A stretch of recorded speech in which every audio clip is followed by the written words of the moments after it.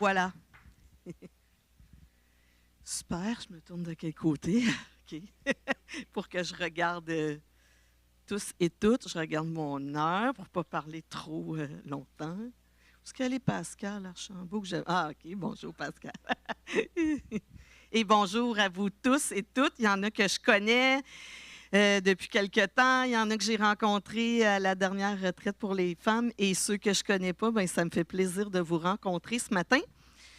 Alors, comme Jonathan a un peu présenté, moi, je suis pasteur à l'Assemblée, pasteur adjointe à l'Assemblée du Plein Évangile. C'est dans le sud-ouest de Montréal.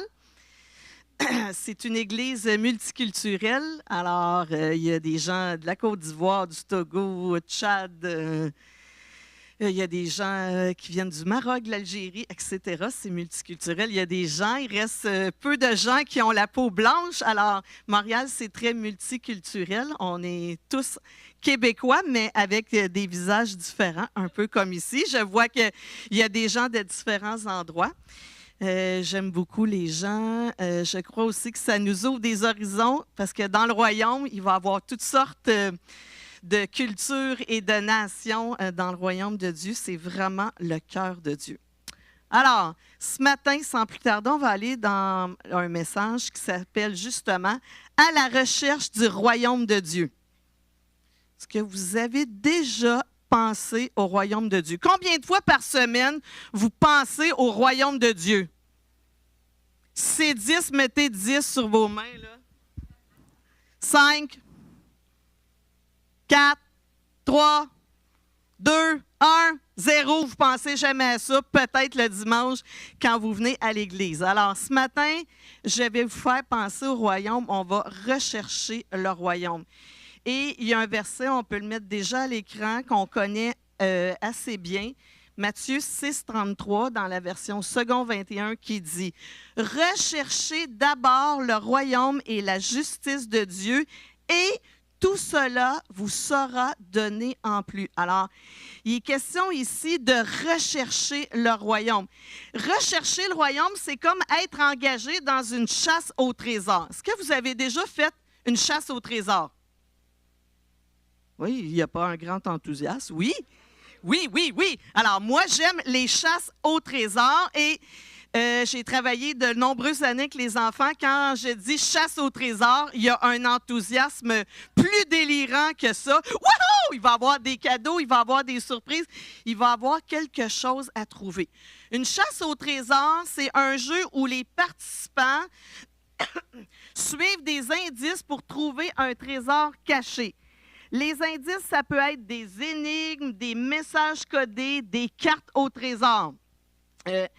Et cette quête-là, ça peut se dérouler dans plusieurs endroits. L'objectif, c'est de stimuler la réflexion, la résolution de problèmes et souvent la collaboration entre les participants. Parce qu'à plus de cerveau, on réussit à décoder l'indice et à aller chercher l'indice. Et comme dans une chasse au trésor où les participants suivent des indices pour trouver un trésor caché, la recherche du royaume de Dieu implique souvent une exploration intérieure et extérieure pour découvrir le sens que Jésus a voulu donner à ses enseignements, à ses célèbres paraboles. Alors, Jésus a parlé beaucoup du royaume de Dieu. Je crois qu'il voulait vraiment qu'on recherche d'abord le royaume de Dieu. Et il nous a donné plusieurs indices pour qu'on puisse le trouver. Et les indices, comme dans une chasse au trésor à laquelle des enfants participent, il y a des indices que j'appelle faciles et il y a des indices où il faut se creuser un peu plus les méninges pour trouver cet indice-là. Alors, c'est une chasse sans fin. Alors, on découvre des choses, mais il y a toujours quelque chose de plus à découvrir à propos du royaume de Dieu. Évidemment, la quête du royaume, c'est plus profond que le simple fait de trouver un trésor, mais il y a des similitudes dans le processus d'exploration, de réflexion et de découverte entre les deux. Alors, notre chasse au trésor physique, elle ressemble vraiment à notre chasse au trésor spirituel. Est-ce que vous êtes d'accord avec ça? Alors, la récolte d'indices dans le cadre d'une chasse au trésor, c'est une étape importante pour garantir aux participants qu'ils peuvent suivre un chemin clair qui va les amener au trésor. Ah, j'ai une bouteille ici. Oui. Ah oui, merci. Merci, c'est gentil. 2 bouteilles. Alors, ce matin, on va regarder à 4 indices à la recherche du royaume.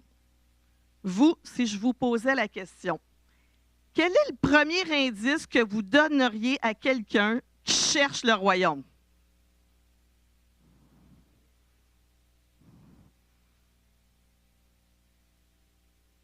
Pensez à ça. Ce matin, j'en ai un. Tiens, je vais appeler Pascal à venir nous ouvrir ça. Attention, si je vous connais, je vous nomme. Alors, notre premier indice. Ouvre-nous ça. Ce serait quoi le premier indice? Puis on va le regarder. Tu peux le montrer à tout le monde. Tadadadam, roulement de tambour. Je t'ai-tu donné le 1? Oui, oui, oui. Oui, oui, oui.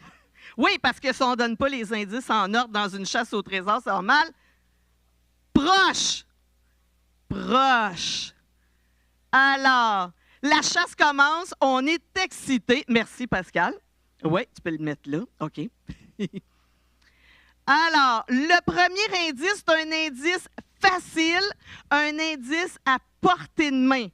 C'est que le royaume est proche ou le royaume est présent.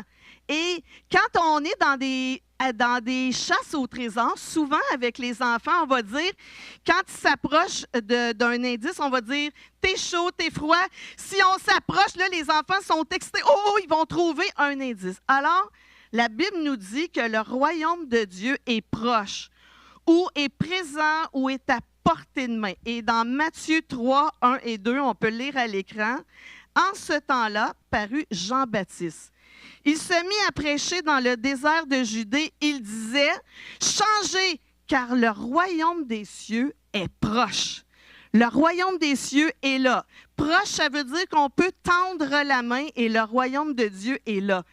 Ça veut dire aussi, des fois, j'ai l'air à me contredire, on a dit qu'on peut toujours en découvrir, mais qu'on n'a pas besoin de chercher de midi à 14 heures. Le royaume de Dieu est là.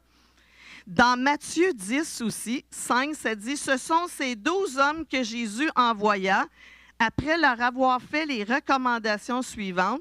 N'allez pas dans les contrées païennes et n'entrez pas dans les villes de la Samarie.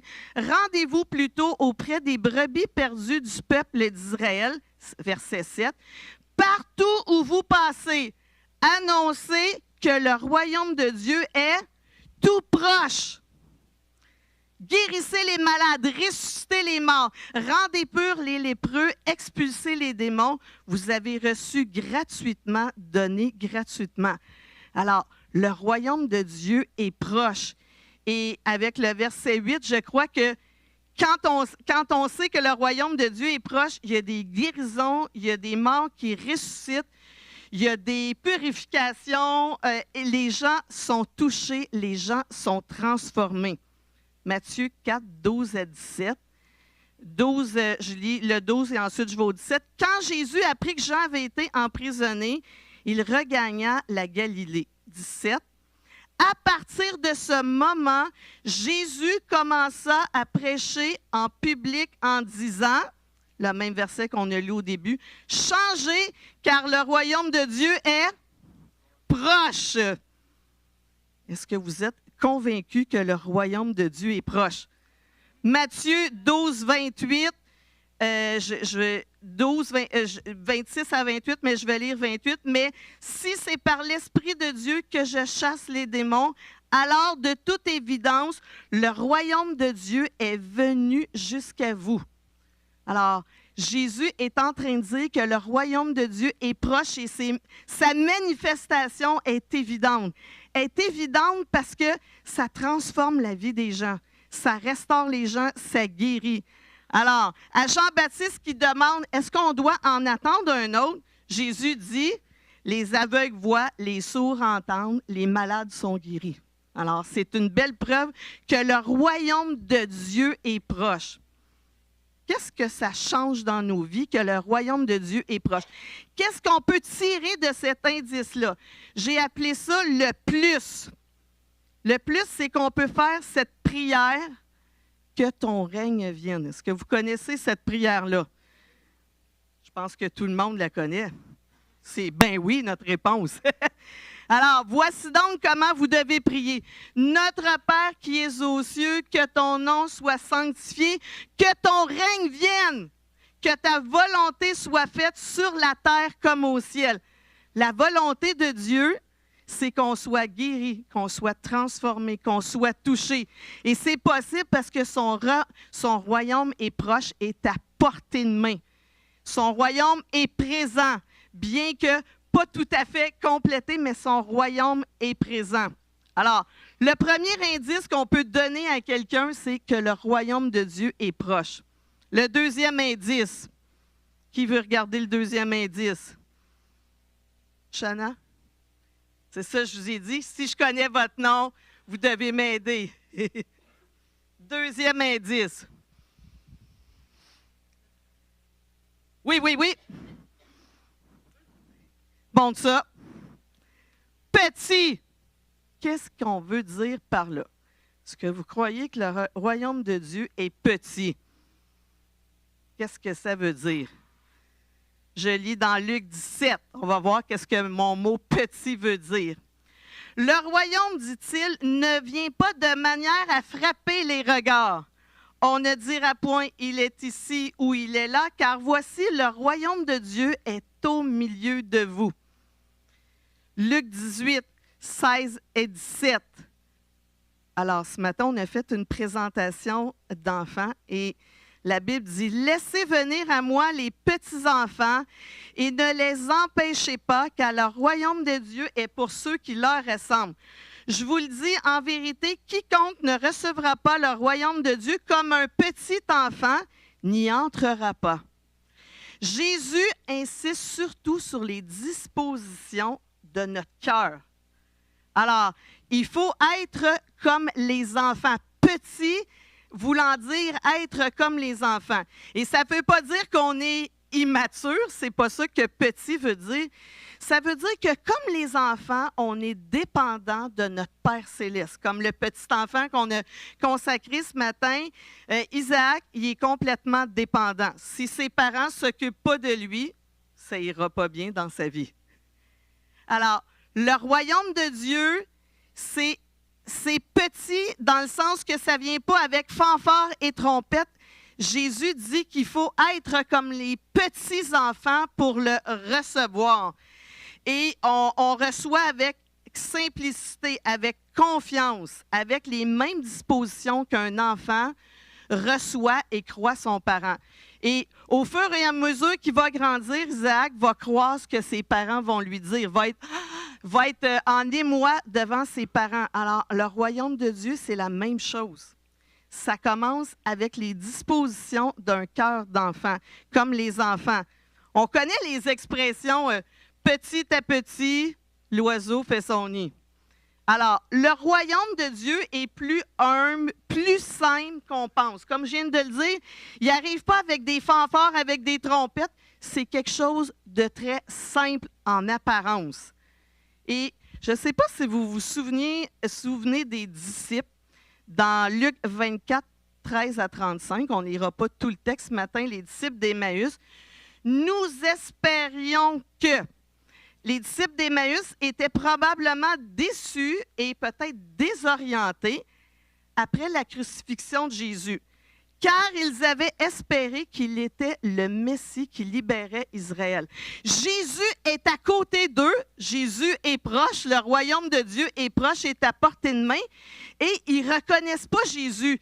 Et ils disent, nous aurions espéré que, peut-être que nous aussi, ce matin, il y a des espoirs dans notre vie, des espoirs qui sont grands. Et Jésus dit, le royaume de Dieu est déjà dans ta vie. Commence à regarder, à t'ouvrir les yeux. Commencez à regarder et vous allez voir que le royaume de Dieu est là, Jésus est là dans votre vie. Et ça ne veut pas dire que vous ne pouvez pas espérer grand. Un va pas, c'est pas un à l'opposé de l'autre, mais le royaume de Dieu commence par être peut-être petit dans votre vie et va se déployer et va devenir grand. Alors, comme les disciples de Jésus sur le chemin d'Emmaüs, comme les disciples d'Emmaüs avec Jésus, au début, ils ne voient pas la réalité qui est présente à côté d'eux. Ils ne voient pas qu'ils sont en train de parler à Jésus. Et ils se questionnent et ils vont prendre en compte que c'est Jésus au fil des moments qui vont suivre cet événement-là. Et ils vont réaliser que la crucifixion de Jésus, ça faisait aussi partie de son plan de rédemption. Alors, Jésus n'était pas venu avec les épées pour conquérir, peut-être à la manière dont il avait imaginé la situation, mais Jésus il est venu pour établir son royaume, peut-être petit à petit. Alors, peut-être que vous espérez des gros chambardements dans votre vie aujourd'hui. Vous faites bien parce qu'on a un grand Dieu. Mais le royaume est quand même venu dans nos vies de manière petite. Même Jésus est venu comme un simple enfant. Alors, Jésus est venu dans ce monde en naissant comme un bébé. Le roi de gloire, le roi de l'univers est né comme un simple enfant. Il s'est présenté à nous sans grand flafla, sans sa couronne, sans éclat. Il est venu pour nous présenter le salut. Alors, qu'est-ce qu'on peut faire avec cet indice-là, le plus? On peut changer notre perspective sur les situations. J'ai marqué, on peut mettre la diapositive. Change ta perspective sur les situations. Ça pourrait être jase avec Jésus. Parce que vous savez, si je reviens aux disciples d'Emmaüs, c'est en jasant avec Jésus, en ayant cette conversation-là avec Jésus, qu'ils ont réalisé ce qu'il était en train de dire.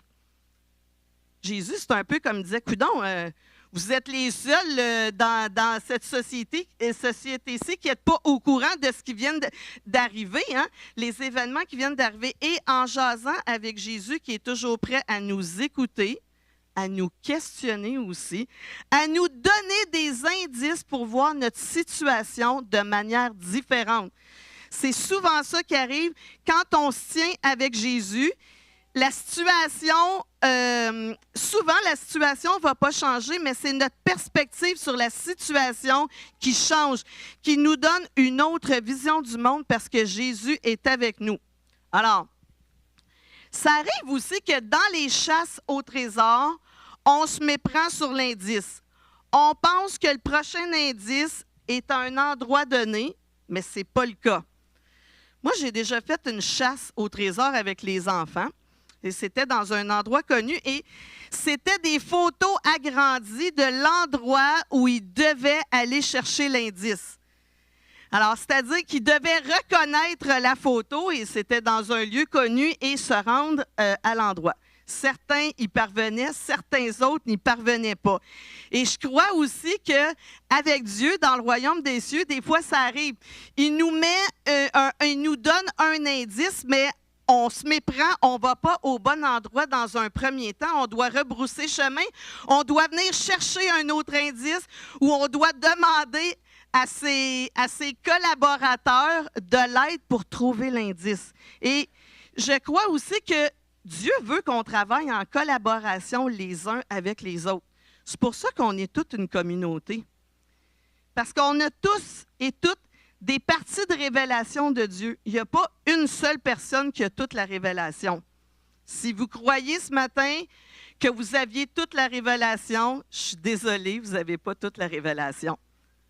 Mais tout le monde ensemble, en discutant sur les indices qu'on trouve dans notre propre vie, on peut faire bénéficier les autres des indices à propos du royaume. On peut apporter notre perspective à propos du royaume. Alors, petit, c'est dans le sens que le royaume est venu sans grand fanfare ni trompette et qu'on doit l'accepter comme un enfant dépend de son père, dépend de ses parents. Un troisième indice. Êtes-vous prêts pour un troisième? Là, qui je connais, je vais regarder dans... OK, ici. Je ne connais pas, c'est quoi ton nom? Ouvre ça. OK. Alors, ouvre-nous ça.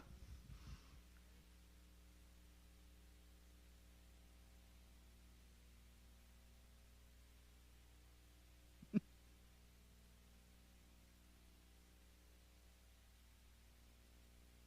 peux le montrer à tout le monde. Alors, le troisième indice, on peut le voir à l'écran aussi. Alors, montre-le à tout le monde. OK. Le royaume de Dieu est un processus. Un processus. Alors, dans Marc 4, 26 à 27, il dit encore, « Il en est du royaume de Dieu comme quand un homme jette de la semence en terre. Qu'il dorme ou qu'il veille nuit et jour, la semence germe et croît sans qu'il sache comment. » Alors, dans le 4e chapitre de Marc, il y a 3 paraboles de Jésus sur le royaume qui utilise des graines ou de la semence comme métaphore. Dans les versets 1 à 9, Jésus parle d'un semeur et de la graine semée et des différents terrains sur lesquels la graine est semée. Je crois qu'on connaît bien cette parabole-là, elle est appelée la parabole du semeur. Alors, c'est celui qui sème. Dans les versets 13 à 20, toujours dans Marc 4, Jésus poursuit en donnant l'explication de cette parabole. Et au verset 26 à 29, Jésus donne une autre parabole basée sur la semence. Et cette parabole-là, c'est appelé, même si vous avez une Bible où les titres sont écrits, ça s'appelle la parabole de la semence qui pousse toute seule. Alors, déjà, le titre est évocatif. Le sens de cette parabole-là, je pense que c'est assez parlant. Celui qui sème n'a aucun pouvoir sur le processus par lequel une graine germe et pousse. Le semeur non plus, il ne contrôle pas la récolte. Et en Marc 4, 30 à 32, on trouve la 3e parabole du chapitre qui est basée sur la semence. Jésus demande, à quoi comparons-nous le royaume de Dieu ou par quelle parabole le représenterons-nous? Alors, il poursuit en disant que c'est semblable à une graine de moutarde qui, en passant, est très petite. Alors, mon indice petit marche encore dans ce 3e indice-là du processus. La graine de moutarde, c'est petit. Et c'est ça qu'on retient de cette parabole-là, c'est que comme la graine de moutarde qui progressivement va devenir plus grande, le royaume de Dieu progresse, allant de quelque chose de petit vers quelque chose de plus grand, qui va se déployer, qui va être grandiose, splendide, parce que ça fait son œuvre dans chacune de nos vies. Non seulement la croissance du royaume est graduelle, mais souvent aussi, la croissance du royaume n'est pas faite selon nos normes humaines. Elle peut ressembler peut-être des fois dire « Ah, c'est tellement long cette croissance-là ». Ça nous est déjà, moi en tout cas, ça m'est déjà arrivé de penser qu'il n'y a pas beaucoup de croissance parce que la croissance est petite. Et aussi, dans cette analogie avec la graine de moutarde, Jésus fait aussi référence, comme on dit, à la croissance graduelle, mais Jésus veut peut-être souligner un autre point. Son point de référence, c'est une petite graine de moutarde. Et un commentateur, un observateur note, là où Jésus vivait, la moutarde, c'était prolifique. Il y en avait partout, là, c'était facile de faire, de semer des graines de moutarde et ça poussait un peu comme de la mauvaise herbe. Alors, on connaît bien l'expression « ça pousse comme de la mauvaise herbe ». Ça veut dire que ça pousse facilement et ça peut surgir n'importe où puis ça commence à se multiplier. Alors, Jésus fait cette analogie-là avec le royaume de Dieu. C'est un processus, il est semé, une fois que la semence est faite, ça va produire, ça va croître un peu n'importe où. Alors, le royaume de Dieu peut croître partout, dans votre milieu de travail, dans votre école, dans votre famille, dans votre voisinage. Le royaume de Dieu, c'est un processus, c'est graduel. Aussi, c'est que la graine de moutarde, elle devient un arbuste, pas un gros chêne, un arbuste qui est dense, mais c'est quand même petit. Alors, ce n'est pas quelque chose de super géant que la graine de moutarde produit, mais il y a un processus. Alors, la croissance du royaume est graduelle et elle ressemble à aucune autre croissance. Et on pourrait s'y méprendre, dire « Ah, il n'y a pas de croissance, c'est tout petit. » Au contraire. Au contraire. Il y a une grande croissance et ça va devenir gigantesque. Je bois une gorgée d'eau. Alors, la graine de moutarde, ça nous rappelle que souvent, la croissance selon notre définition à nous, ce n'est pas la définition de la croissance de Dieu. Et là où on pense qu'il n'y a pas de croissance, Dieu enclenche un processus. Pensez peut-être à vos propres vies. Pensez à la vie des gens qui sont autour de vous. Des gens peut-être auxquels vous penseriez, vous dites « Ah, il n'y a rien à faire avec cette personne-là. » Est-ce que ça nous est déjà arrivé de penser ça? J'espère que non. Mais des fois, humainement parlant, c'est ce qu'on pense. « Ah, il n'y a rien à faire avec cette personne-là. C'est décourageant, il n'y a rien qui va se produire. » Oui, si le royaume a été semé dans sa vie, il y a quelque chose qui va se produire. Parce que celui qui fait pousser la semence est fidèle et toujours là. Et c'est Dieu qui fait pousser la semence qui a été répandue dans notre vie. En même temps, j'encourage les parents. Si vous êtes un parent et que vous pensez que vous avez semé en vain, détrompez-vous. La semence que vous placez dans le cœur de vos enfants va produire quelque chose. Peut-être pas aussi rapidement que vous l'auriez espéré, mais la semence fait son effet et produit quelque chose. Comme la graine de moutarde qui est prolifique, qui va croître un petit peu partout, même quand le terrain n'est pas propice. Alors, qu'est-ce qu'on peut faire avec cet indice-là? Le plus, c'est faire confiance au processus de Dieu. C'est lui qui fait croître la semence. Et souvent, comme les applications, des fois, vous avez une application, ça va être marqué en cours de téléchargement. Okay? Quand vous êtes en train de télécharger, mais des fois, c'est ça qui se passe dans nos vies. On a l'impression qu'il n'y a pas de croissance, mais c'est en cours de téléchargement. C'est pas complété. Et là, des fois, on dirait qu'il y a un bug et que le téléchargement ne va jamais se finir. Mais oui, ça va se finir. Ne vous découragez pas. Dieu est en train de télécharger dans votre vie une mise à jour. Parce que son royaume a été semé. Alors, il y a quelque chose qui est en train de se produire dans votre vie. Et moi, j'aime ça aussi parce que c'est Dieu qui fait croître. Alors, moi, mon travail, c'est de semer, de répandre le royaume, mais c'est Dieu qui fait croître. C'est lui qui est le grand jardinier. C'est lui qui fait en sorte que la semence qui a été plantée va prendre place dans la vie des gens.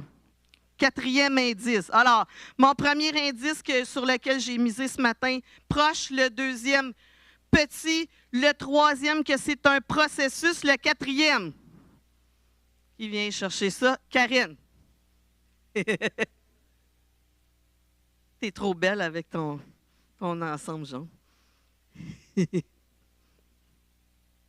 Oh, ça. Quel indice vous pensez? P. Précieux.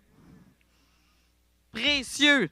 Alors, un 4e indice, précieux, ou on pourrait dire plus important que tout. C'est ça que j'ai voulu dire par précieux. Le royaume est précieux. Et chaque indice nous rapproche du trésor, du plus, du précieux. Et savez-vous aussi, je ne sais pas si vous êtes consommateur de réseaux sociaux, c'est pas grave si vous ne l'êtes pas, mais dans vos réseaux, qui est consommateur de réseaux sociaux ici? Instagram, Facebook, TikTok, peu importe. Okay. Alors, plus vous regardez quelque chose, plus dans votre flux Instagram ou Facebook ou TikTok, il vous présente des choses pour lesquelles vous avez des intérêts. Bon, par exemple, Moi, je regarde des trucs de décoration. Alors, dans mon fil Instagram, je ne suis pas vraiment sur TikTok, dans mon fil Instagram, il va souvent me présenter des vidéos de décoration. Alors, pour que je consomme encore plus de vidéos de décoration. Et c'est comme ça que ça marche. Ce matin, je ne vous donnerai pas un cours en informatique, en réseau. Il y en a qui sont plus compétents que moi, mais c'est comme ça que ça fonctionne.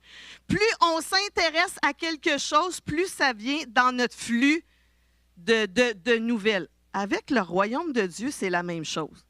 Plus on s'intéresse au royaume de Dieu, plus on est en mesure de trouver des indices pour le développer, pour le trouver dans notre vie. Ah, c'est drôle, j'ai réfléchi à ça. Ah, on a une conversation à propos de ça. Ah, on a une lecture dans notre Bible, puis on réfléchit encore davantage au royaume. Alors, plus on réfléchit au royaume, plus le royaume est dans notre flux de lecture de la Bible, plus le royaume est dans notre flux de conversation, plus le royaume est vécu dans notre propre vie. Ça marche comme ça. Plus on pense au royaume, plus il est là dans notre vie, plus on fait de place au royaume. Alors, quand on a trouvé un indice, habituellement, quand on est dans une chasse au trésor, parce qu'on est toujours dans notre chasse, on est excité et on se dépêche de courir pour aller chercher le prochain indice. C'est comme ça dans le royaume. Habituellement, quand on a découvert un nouvel indice, on veut qu'il prenne place dans notre vie.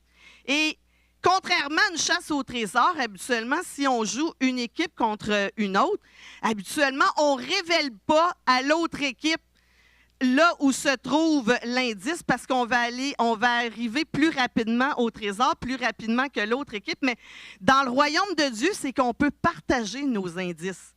Ce n'est pas une compétition, c'est une collaboration. Alors, les indices qu'on découvre, on peut les partager aux autres pour qu'eux aussi accèdent au trésor. Et le trésor, il est assez gros pour tout le monde. Alors, il n'y a pas un seul trésor qui va être réservé à 2-3 personnes. Le trésor est pour tout le monde. Alors, précieux, dans Matthieu 13, 44-46, je lis dans français courant. Le trésor caché est la perle. Le royaume des cieux ressemble à un trésor caché dans un champ.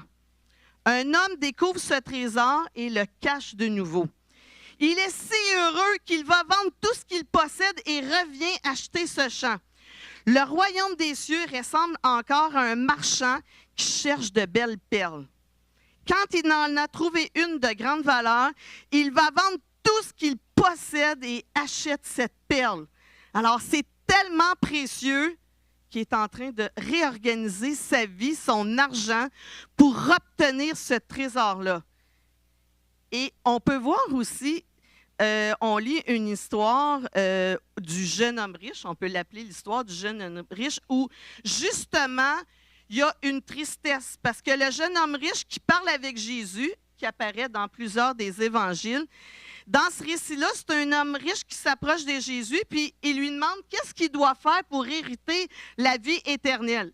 Jésus lui demande de suivre les commandements, puis là, le jeune homme disait « Oui, mais j'ai tout observé, les commandements, qu'est-ce que tu veux que je fasse de plus? » Et là, Jésus dit « Bien, va et vends tout ce que tu as et suis-moi. » Et là, il y a une tristesse qui s'installe. Une tristesse qui s'installe parce que c'est comme si suivre Jésus, c'est pas plus précieux que tout. Et là, il devient découragé. Il n'est pas prêt à faire comme ce qu'on vient de lire dans la parabole, vendre tout ce qu'il a, prendre toutes ses économies pour aller acheter le champ où se trouve le trésor. Et ce matin, je nous la pose la question. Est-ce que le royaume de Dieu est précieux? Ça veut dire plus important que tout dans nos vies. Plus important que, j'en ai mis des raisons, on peut aller à l'autre diapositive, plus important que le travail. J'ai mis les références, on les lira pas toutes ensemble, je vais les passer rapidement. Et ayant ramené les barques à terre, ils laissèrent tout et le suivirent. Ça, c'est les disciples. Après cela, Jésus sortit, il vit un publicain nommé Lévi assis au lieu des péages. Il lui dit, « Suis-moi » et laissant tout, il se leva et le suivit. Alors, est-ce que le royaume de Dieu est plus précieux, plus important que tout, au point qu'on se lève et on le suit.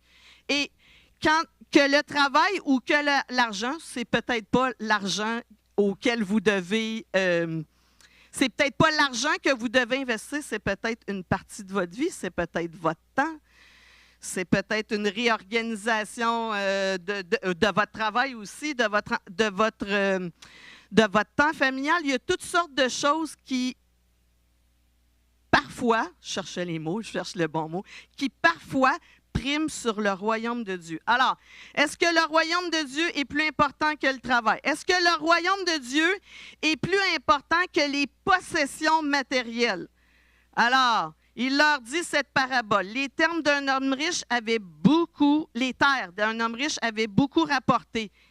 Et il raisonna en lui-même, disant, « Qu'est-ce que je vais faire? Je n'ai pas de place pour toute ma récolte. Et voici ce que je ferai. » Alors, l'homme fait des plans. « Je vais abattre mes greniers, je vais en bâtir des plus grands, je vais pouvoir encore mettre plus de stock, je vais pouvoir stocker. » Au verset 20, mais Dieu lui dit, « Insensé, cette nuit même, ton âme te sera redemandée. Et ce que tu as préparé, pour qui cela sera-t-il? Il en est ainsi de celui qui amasse des trésors pour lui-même et qui n'est pas riche pour Dieu. » Oh là là! Alors, est-ce que le royaume de Dieu est plus important que nos possessions matérielles? Plus important que nos obligations sociales? Il dit à un autre, dans Luc 9, « Seigneur, permets-moi d'aller d'abord ensevelir mon père. » Mais Jésus lui dit, « Laisse les morts ensevelir leurs morts. » Un autre dit, « Je te suivrai, Seigneur, mais permets-moi d'aller d'abord prendre congé de ceux de ma maison. Je vais te suivre, Jésus, je vais faire ça pour toi, mais j'ai une vie à vivre quand même. Il faut que je me marie, il faut que j'aie des enfants, il faut que je m'achète une maison, il faut que je m'achète une piscine, il faut que je fasse ce voyage-là. » Libre à nous de réfléchir avec qu'est-ce qu'on fait à propos du royaume. Plus précieux que les soucis de la vie. Jésus dit à ses disciples, « C'est pourquoi je vous dis, ne vous inquiétez pas pour votre vie de ce que vous mangerez, ni pour votre corps de quoi vous serez vêtus. La vie est plus que la nourriture et le corps plus que le vêtement. » Vous souvenez-vous du verset qu'on a lu en début? « Cherchez d'abord le royaume et la justice de Dieu et quoi? Et vous manquerez de tout. » Non. « Et toutes ces choses vous seront données par-dessus. » Occupe-toi du royaume, c'est ça que Jésus est en train de dire. Occupe-toi du royaume, Dieu va s'occuper du reste. Et dans le calcul de Dieu, je ne sais pas comment il fait ça, mais ça marche toujours. Je l'ai expérimenté dans ma vie.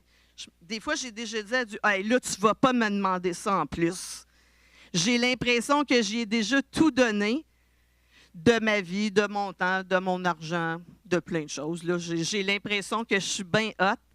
Et là, le Saint-Esprit, parce qu'il est gentil, il ne dit pas « Hey, Annie, enlève ça de ta vie. » Non, non, non, c'est pas comme ça. C'est comme une idée qui vient dans notre esprit. Et il pointe quelque chose. Oh, ça, dans ta vie, tu n'en as pas vraiment besoin. Il y a un upgrade, il y a quelque chose de mieux qui est là. Puis là, je lui dis, hey, là, Jésus, tu ne m'en demandes pas encore. Mais finalement, j'y cède. Après y avoir réfléchi. Et Jésus, il nous attend, Jésus est patient. Alors, est-ce que le royaume est plus grand que les soucis de la vie? Est-ce que le royaume est plus grand que les liens familiaux? Si quelqu'un vient à moi, s'il ne hait pas son père, sa mère, sa femme, ses enfants, et même sa propre vie, ne peut être mon disciple. Je ne suis pas en train de vous dire, lâchez votre femme, votre mari, vos enfants. Mais quelle est la priorité dans votre vie? C'est ça que ça veut dire. Est-ce que le royaume est plus précieux que votre propre vie? Puis il dit à tous, si quelqu'un veut venir après moi, qu'il renonce à lui-même, qu'il se charge chaque jour de sa croix et qu'il me suive. Car celui qui voudra sauver la vie la perdra, mais celui qui la perdra à cause de moi la sauvera. Est-ce que le royaume est plus précieux que tout? Le plus qu'on peut vivre avec le fait d'avoir cet indice-là, c'est payer le prix. quel prix on est prêt à payer pour que le royaume prenne place dans nos vies et dans la vie de ceux qui sont autour de nous.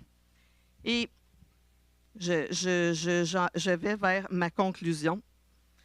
Je vous invite à poursuivre cette recherche-là, cette recherche d'indices à propos du royaume. Parce qu'il y en a plusieurs autres indices. Moi, ce matin, j'ai donné 4 indices en P. Mais vous pourriez sûrement en trouver en P ou avec pas avec la lettre P, des indices à propos du royaume. Des indices qui vous permettent de grandir, et qui permettent aux autres de grandir. Parfois, il y a des indices qui sont plus difficiles que d'autres et il faut se creuser les méninges. Dire, OK, Jésus, qu'est-ce que tu as voulu dire par là? Les indices, je dirais, qui sont variés. Jésus a parlé du royaume de toutes sortes de manières. Il n'y a pas juste une manière de parler du royaume, il y a toutes sortes de façons. Et ce que je sais, c'est qu'il y a plus à découvrir que ce que vous savez déjà. C'est une quête sans fin. Alors, toute notre vie, ça peut être la quête de notre vie que de chercher le royaume de Dieu. Vous allez toujours trouver plus. Et pas juste trouver le royaume. Quand vous cherchez plus, c'est que vous allez trouver des manières pour l'appliquer, des manières pour le propager, pour le communiquer autour de vous, des façons qui prennent encore plus, qui soient encore plus déployées dans votre vie. Et c'est vraiment, vraiment ma prière. J'invite le groupe de louanges. J'aimerais ça qu'on termine, alors que je suis en train de terminer, qu'on termine par un chant. Et c'est sûr, comme une chasse au trésor, qu'on parle comme depuis le début, la chasse au trésor, ça mène à une récompense et un trésor final. Et le royaume de Dieu mène à une récompense et un trésor final. Alors, la Bible dit qu'il rémunère ceux qui le cherchent. Ce n'est pas en vain que vous le cherchez, c'est pour une couronne incorruptible. C'est pour une couronne de gloire. C'est pour quelque chose de mieux dans votre vie. Dieu est là et il veut que vous bénéficiez de tout ce qu'il y a à vous offrir à propos du royaume. J'aime bien Jésus qui parle des béatitudes. Vous avez entendu dire que, mais moi je vous dis, ça c'est la façon de faire de Jésus. Dans Matthieu 5,3, ça dit « Heureux ceux qui reconnaissent leur pauvreté spirituelle, car le royaume de Dieu leur appartient. » Leur pauvreté spirituelle, c'est « Heureux ceux qui sont petits et qui croient qu'ils sont dépendants de Dieu pour vivre. » C'est ça que ça veut dire être pauvre spirituellement. C'est dire « Dieu, sans toi, je peux absolument rien faire. Sans toi, je vaux rien, je ne peux plus continuer ma vie. » Mettez ça comme vous voulez, paraphrasez ça comme vous voulez, mais c'est ça que ça dit. Mais heureux ceux qui reconnaissent leur pauvreté spirituelle, car le royaume des cieux est à eux. Heureux ceux qui pleurent, car ils seront consolés. Heureux ceux qui sont doux, car ils hériteront la terre. Heureux ceux qui ont faim et soif de la justice, car ils seront rassasiés. Heureux ceux qui font preuve de bonté, car on aura de la bonté pour eux. Heureux ceux qui ont le cœur pur, car ils verront Dieu. Heureux ceux qui procurent la paix, car ils seront appelés fils de Dieu. Et vous pouvez lire la suite. J'arrête là ce matin, mais heureux êtes-vous quand vous avez trouvé le royaume de Dieu. Je vous invite à vous lever. J'aimerais prier pour vous ce matin.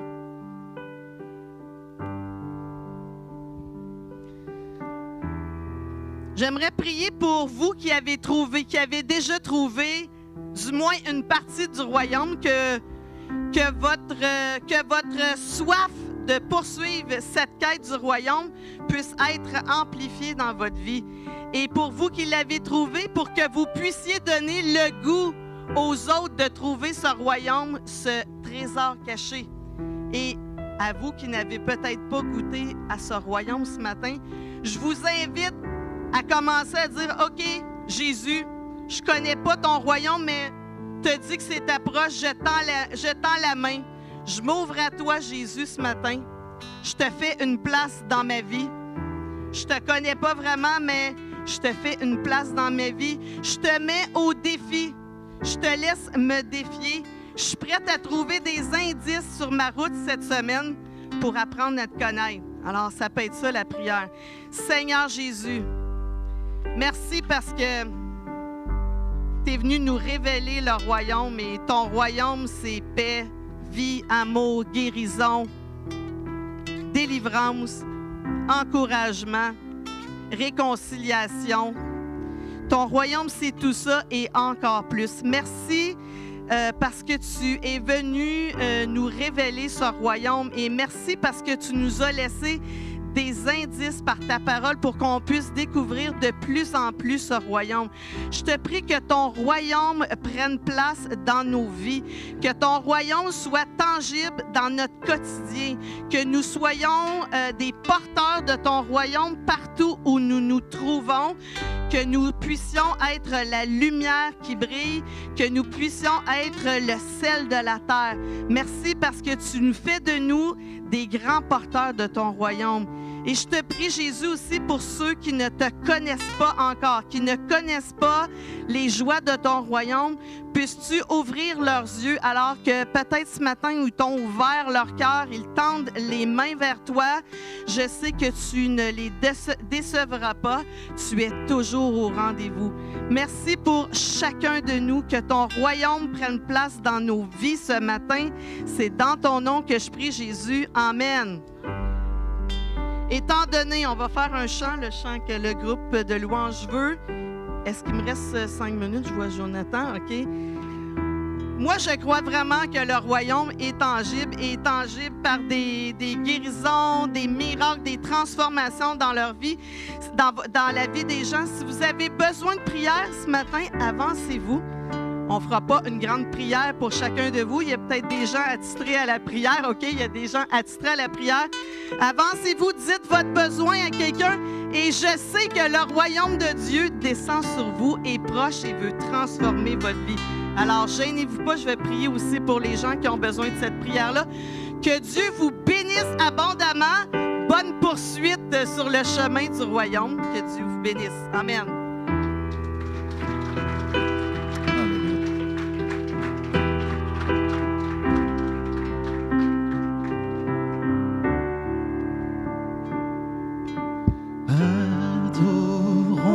Jésus, prosternons nos cœurs, inclinons nos vies. Il est le Sauveur, amour infini. Adorons Jésus, nous lèvons nos mains pour lui rendre gloire. Il est le chemin, il est notre espoir. Magnifique est le Seigneur, magnifique est le Seigneur, magnifique est le Seigneur, digne de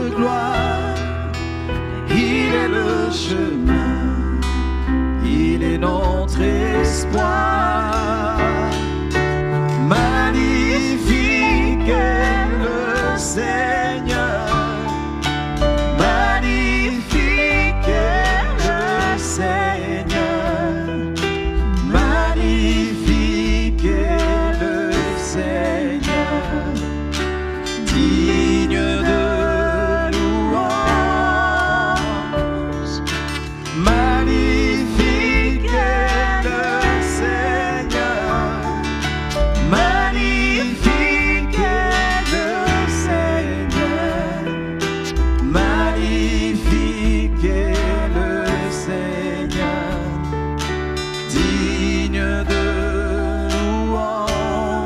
magnifique, magnifique est